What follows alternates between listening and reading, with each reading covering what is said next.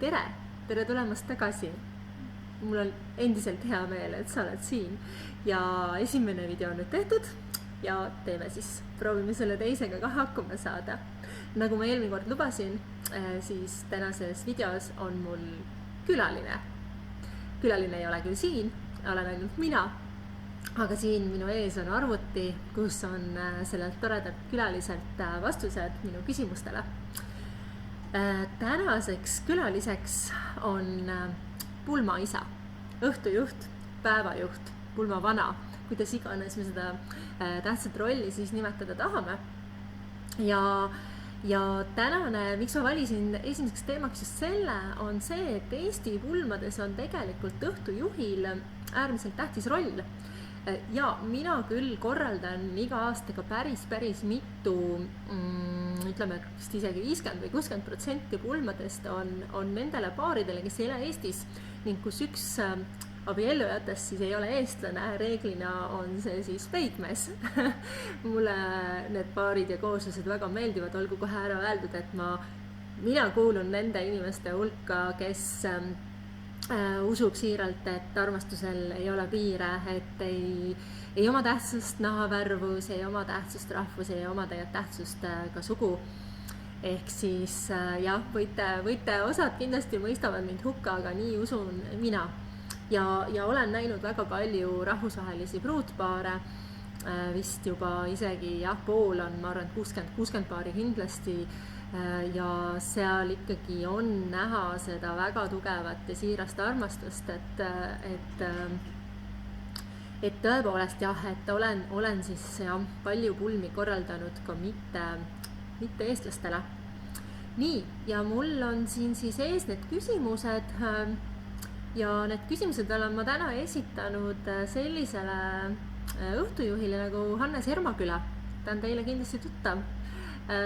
Võib-olla osad ei tea, et ta tegelikult tõepoolest töötabki nii-öelda siis pulmaisana. Ta ise küll ei taha, et ma teda nii nimetaksin, aga proovime siis jääda hetkel siia pulma konteksti ja räägime sellest, millist rolli siis see pulmaisa siis täidab pruutparipäeval.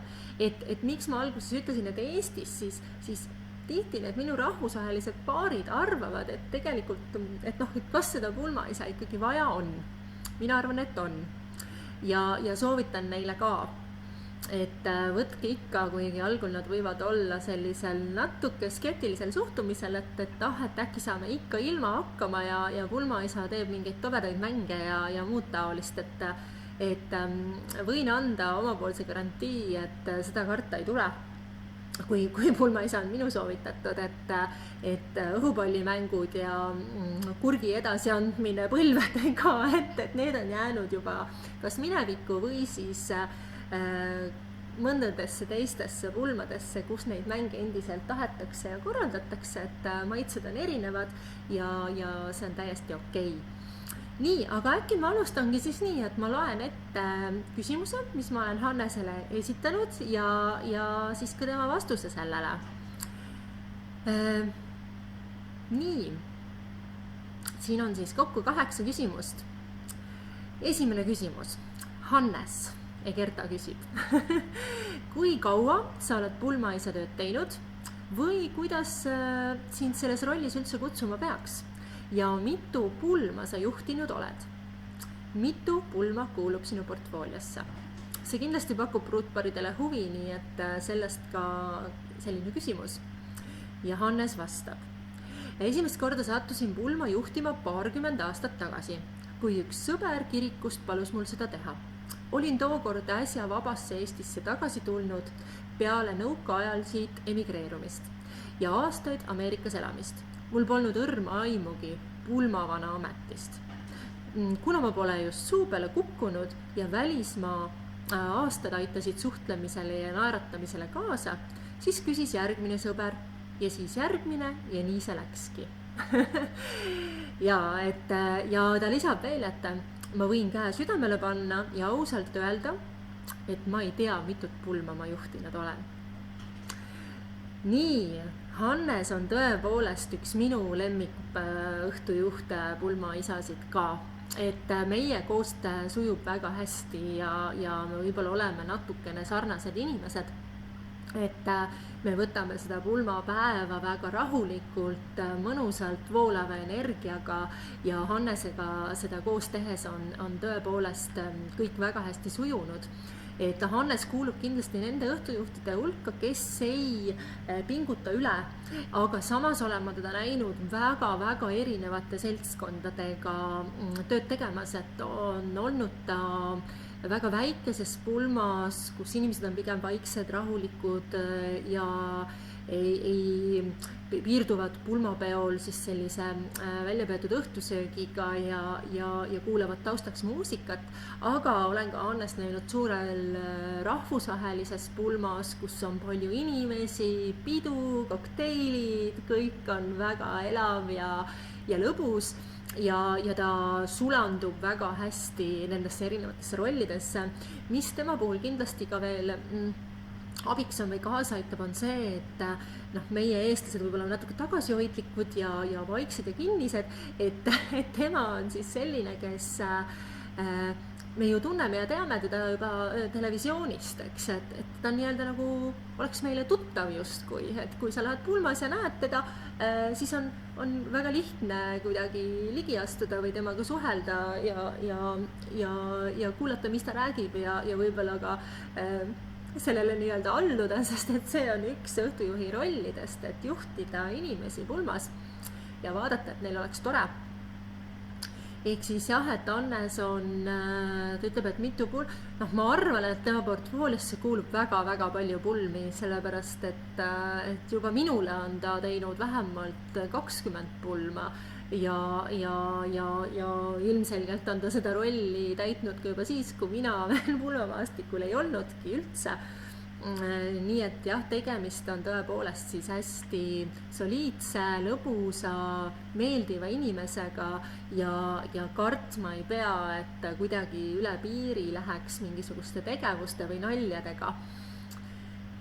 Nii, võtame küsimuse number 2. Gerta küsib, mis sind selles töös enim paelub?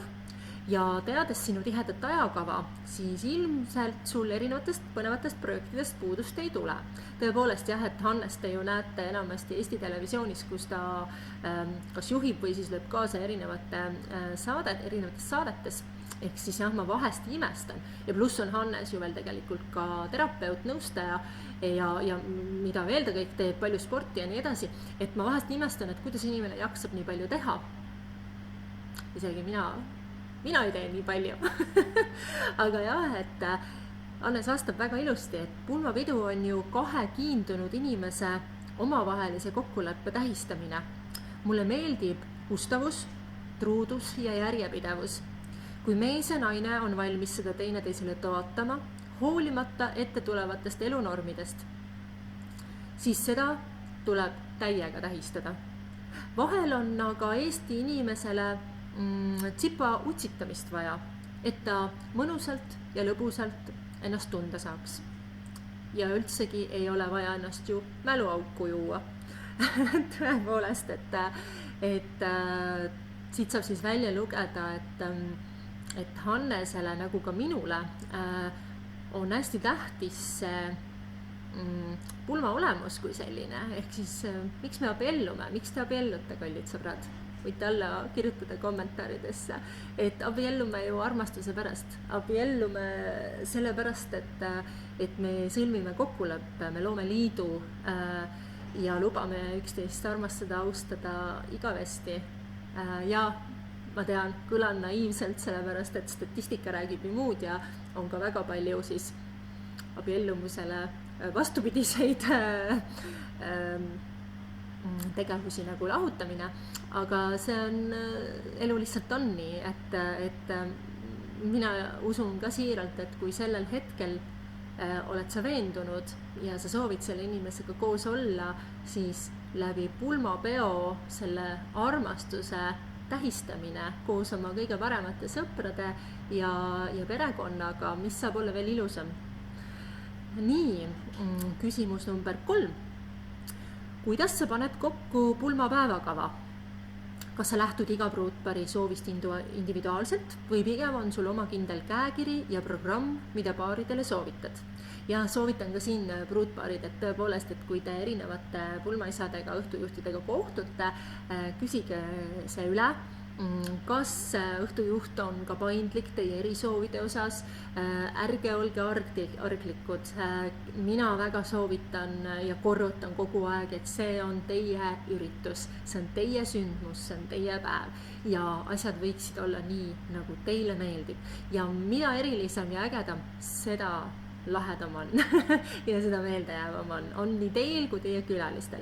Ehk siis tõepoolest, et kui te õhtujuhiga kokku saate, te ei pea, mitte midagi ei pea. Minu paarid hästi tihti küsivad, et kas me peame tegema seda. Ei pea, mitte midagi ei pea. Te teete täpselt nii, nagu teie süda ja hing soovib. Nii, kõik pulmaisad vaatavad mind kindlasti nüüd kurja näoga, aga ja ütlen kohe juurde, et mina ei soovi kunagi astuda pulmaisale nii-öelda kannale või varvastele, et ma väga austan nende tööd, mitte kunagi ei julgeks või no ja, never say never muidugi öeldakse, aga tänaseni kindlasti ja ka tulevikus ma ikkagi mõtlen nii, et mina ei julgeks seda ametit pidada, see on väga-väga vastutusrikas ja sa pead olema tõepoolest hea suhtleja, hea inimeste tund ja mõnusalt kaasa minema kõige sellega, mis seal toimub ja olema meeldiv inimene ja kõike seda üleval hoidma, et ma olen nüüd siin mõningatele pulmadele ka päevakava koostanud, kus mul on need paarid on ikka endale kindlaks jäänud, et ei, et me ei taha ikka seda õhtujuhti või pulmaisa, pulmavana, siis ma okei, lõpuks lepin sellega, aga ajakava peame me ikkagi kokku panema, eks. Ja pulmaisa on see tegelikult, kes teil selle ajakava eest seal pulmas hoolt kannab, kes vaatab, et õigel ajal asjad toimuksid, et mingid asjad ei veniks liiga pikale. Vanaisa tahab kindlasti kõnet pidada, aga mõni vanaisa tahab seda pool tundi rääkida. Ja siin on ka õhtujuhtidel kindlad omad soovitused, et võib-olla ei ole mõistlik, et vanaisa pool tundi räägib, sellepärast et see on kindlasti väga ilus ja armas, aga mõnes mõttes võib-olla päris kõik pulmakülalised ei taha seda kuulata pool tundi, et ütleme, et kõne siuke 5, maksimum 10 minutit on kõige mõnusam, optimaalsem. Ehk siis jah, et õhtujuht, pulmaisa on see, kes teie päevakava sujuvuse ja punktuaalsuse eest hoolt kannab ja vastutab selle eest. Nii. Ja siis Hannes vastab ka sellele küsimusele, kuhu ma nüüd vahele segasin, et pulmapäev on noorparipäev, täpselt nii. Igaüks peaks seda nägema täpselt nii, nagu tema tahab. Loomulikult arutame kõik plaanid läbi, arvestan nende soovidega. Kuna mul on tsipa kogemus, siis aitan ja annan soovitused, kuidas kõik tegevused ritta seada. Nii et õhtu oleks mõistlikult sujuv, mõnus ja vaba. Absoluutselt, et lisan jälle siia juurde, et kui te seda pulmapäevakava kokku panete, et ärge seda liialt üle organiseerige. Ei ole vaja miljonit mängu, kogu aeg ei pea midagi toimuma. Loomulikult, kui te seda soovite, siis palun. Aga tegelikult, mida kõik, 99% pruutpaaridest mulle ütlevad, on see, et hiljem nad avastavad, et see pulmapäev läks nii kiiresti, et nad ei mäletagi osasid asju. Ehk siis tõepoolest, et ärge oma pulmapäeva üle planeerige. Ärge pange sinna liiga palju tegevusi. Nautige, minge rääkiga oma sõpradega, nad on sinna kokku tulnud teie pärast, nad tahavad teiega kas või seda 5 minutit, et omavahel olla, omavahel rääkida, ma ei tea, tantsulatsil korraks pruudiga tantsida, korraks peigmehega tantsida, et selles mõttes, et ärge korraldage, ärge organiseerige üle, on minu soovitus. Nii, 4. küsimus.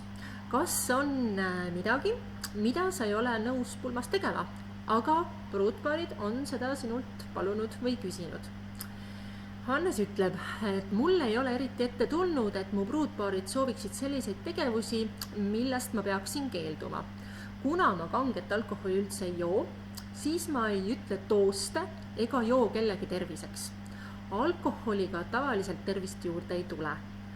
Ma ei tee eriti palju mänge ega sea kedagi piinlikku olukorda. enamjaolt on mind õhtujuhiks palunud inimesed, minu profiiliga tuttavad ja neil ja nii ei tulegi veidraid olukordi ette. Jah, et kunagi, kui ma siis olin pulmafotograaf, siis ma nägin väga-väga palju erinevaid pulmi ja tõepoolest oli ka neid juhuseid, kus ma mõtlesin, et miks see õhtujuht nii teeb. Et ikkagi oli piinlikke olukordi, oli isegi natuke selliseid, kus mõnda pulmakülalist solvati ja muud taolised asjad, et see ei ole nüüd küll kuidagimoodi nagu tore ja nagu mustvalgelt on kirjas ja ma tunnen, et kui hea, et siis Hannes tõepoolest inimesi sellisesse olukorda ei pane. Ja see alkoholiga liialdamine on ka omaette teema, et tõesti, et muidkui uustoost pitsi järel, et see ei ole ka tõenäoliselt see, mida ükski pruutpaar oma pulmas soovib.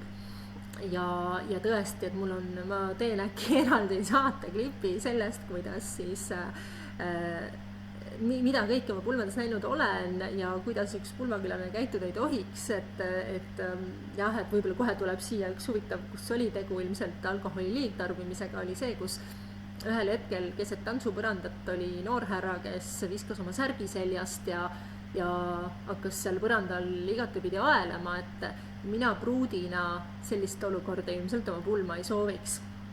Ehk siis ka kallid külalised, palun pidage meeles, et te olete pulmas, see on tähtis, erakordne sündmus, tõenäoliselt ainukordne, nii et peame ennast siiski kenasti üleval. Nii, 5. küsimus. Olles näinud, punktiir, ma ei tea, mitu pulmapidu ja Hannes ise ka ei tea, mitu pulmapidu ta näinud on. Kujutame ette, et sa oleksid täna 25-aastane ja abielluksid oma kalli kaasaga uuesti esmakordselt. Milline näeks välja sinu pulmapäev? Hannes vastab. See on tore küsimus. See näeks välja suhteliselt mugav ja mõnus pidu sõprade seltsis. Lipsu tohib kanda ainult arstitõendiga. Mõnus musa ja hea toit ning mõned lõbusad tegevused. Totaalselt chill. Meie pulmapidu 28 aastat tagasi täpselt selline oligi.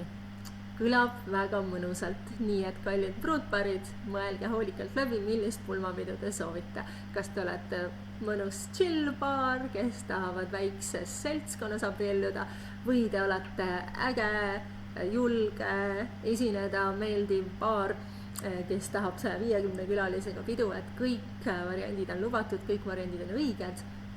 Ja mina olen korraldanud nii üht kui teist ja ütlen isegi, et jah, et valik oleks raske, kui peaks abielluma.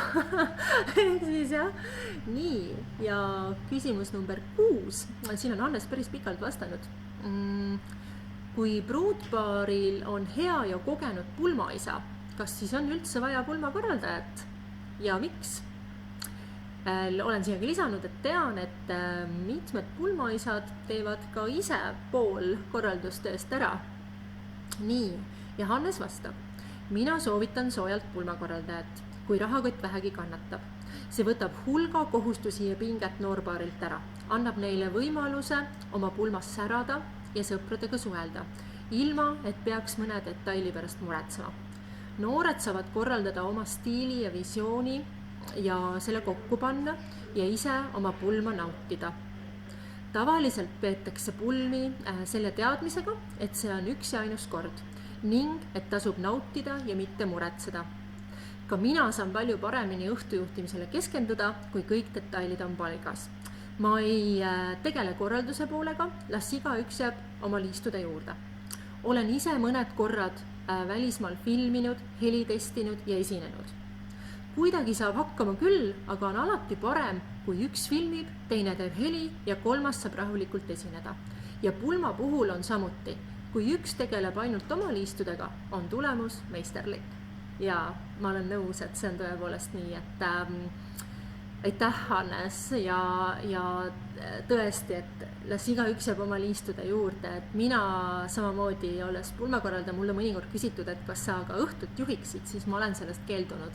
Ei saa mitut asja korraga teha ja olles olnud fotograaf ka, on minule ka ettepanek tehtud, et kas ma ka pildistaksin samat pulma. Ühe korra olen seda teinud, seal olid erinevad siis kokkulepped, aga jah, et muidu pigem ma seda nüüd väldin, et igaüks las teeb ikkagi seda, mis ta teeb. Nii, ja ma proovin, mulle juba 20 minutit rääkima, proovin hästi ruttu minna 7. küsimuse juurde. Küsimus on, et oled sa nõus mõne sõnaga kirjeldama oma koostööd minuga, Gertaga? Gerta kui pulmakorraldaja, ja olen ka lisanud naeru näoga, et Hannes on siinkohal aus. Ja Hannes vastab hästi toredasti, et Gertaga on koos pulmi mõnus teha. Minu jaoks on hästi oluline, et Gerta on justkui vana rahu ise. See aitab pulmas mõnusalt vabat õhkkonda hoida, kus pingeid ei teki ja ette tulevad probleemid saavad käigu pealt ja loovalt lahendatud. Gerta stiilne ja mõnus elegantne olek tekitab piduliku, aga kindlasti mitte pingutatud õhkkonna. Vau, ma peaksin selle kuhugi kirjutama suurelt või siis igal hommikul endale ette lugema ja et ma saaksin selle igapäevase vajaliku enesekindluse. Ja 8. küsimus, et milline on sinu top 3 soovitus ja nõuannet pruutpaaridele? Hannes vastab, et kõigepealt armastage teineteist, siis tehke selline pidu, nagu just te ise tahate ja lõpuks nautige seda. Et jah, ma ei oskagi siia midagi muud lisada, et see on ideaalne tõepoolest. Esiteks armastage teineteist väga-väga palju, korraldage pidu täpselt nii, nagu teie tahate, võite seda teha minu abiga ja 3. siis on tõesti, et nautige seda pidu, sest see kestab vaid viivu ja ongi juba järgmine päev käes ja mõtlete, et kuhu see pulmapäev küll kadus. Nii et jah, tänases saates oli külaliseks Hannes Hermaküla, tema vahvad vastused, ma loodan, et te saite siit abi ja kasu. Võib-olla või seda kindlasti teen ma mõne intervjuu veel, mõne teise õhtujuhiga ja panen selle siia ülesse. Aitäh ja tulge tagasi, varsti uus saade, uus külaline, uus teema. Kui teil on mulle küsimusi, kirjutage need kommentaaridesse või saatke need mulle meili aadressile egerta@egerta.ee. Vastan meeleldi. Kui teil on ettepanekuid, millest võiks mõni uus video tulla või keda ma võiksin külaliseks kutsuda, siis ka kõik need on oodatud. Aitäh ja kohtumiseni. Tšau!